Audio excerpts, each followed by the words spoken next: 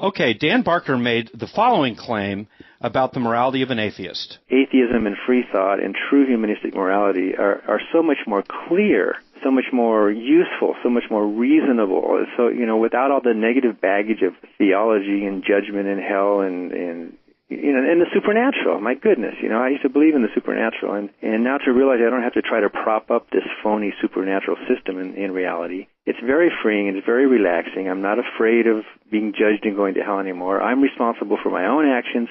The consequences are natural, and I live with them. And it actually turns out that most atheists and agnostics are more accountable. They are more moral. They have more responsibility in their lives because they realize that what matters is this world, not an imaginary supernatural world. Right. Okay. So, Bill, what do you say to that? Well, I think that the question is not the kind of lives that atheists and agnostics live. I don't think that we want to make personal attacks upon people to say that you live an immoral life or something of that sort. Rather, the concern I think that we who are believers in God have is that if there is no God, then why would there be any moral values and duties and accountability at all?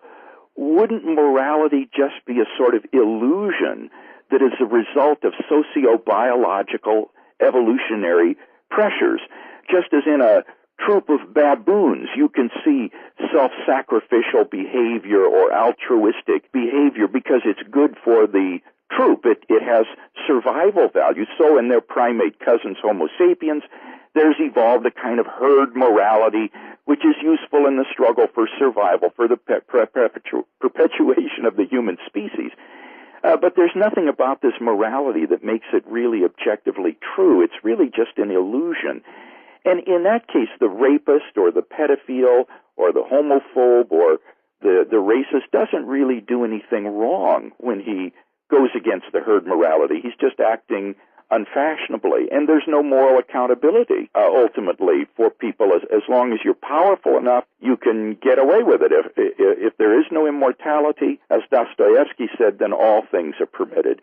So I think that's the real concern, is that on atheism, it's very difficult to see how there can be any objective grounds for moral values, moral duties, and moral accountability. So an atheist would certainly have the freedom to be moral, let's say, Bill, by your standard or mine, but for him to call that moral really would be nonsense if he didn't think there was any objective standard. I think that's basically right. I mean, obviously, from a Christian point of view, we would say that even the good atheist fails to live up to all his moral duties because we have certain moral duties toward God, to worship Him and to love Him and so forth. We would see those as among our moral duties, and we'd say, well, the atheist isn't living up to those moral duties. But basically, we could say, yeah, he lives a good, decent life. He's a good man, a good woman. But, as you say, basically, it's all nonsense. It's just illusory.